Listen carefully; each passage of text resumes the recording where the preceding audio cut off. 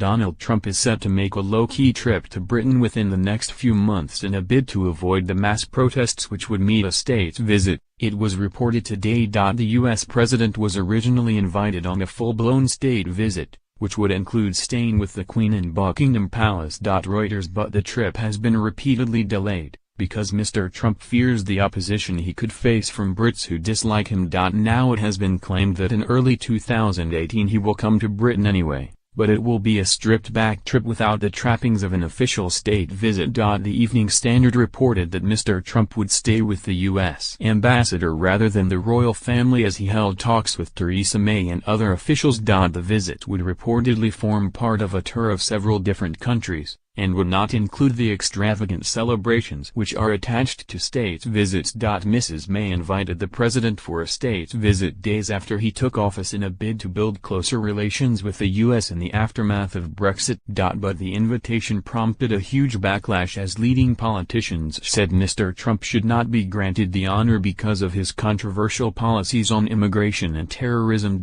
Previous American leaders have typically not been invited to make a state visit to Britain until their second term of office. Mr. Trump asked the PM to delay the invitation because he did not want his visit to be interrupted by mass protests. US President Donald Trump says he invented the term fake an interview, but a more low-key trip might spark less opposition, and London Mayor Sadiq Khan, who has publicly warred with the president, has apparently signaled he would accept such a visit. A spokesman for the Foreign Office said, "Our position on the state visit has not changed. An offer has been extended and President Trump has accepted.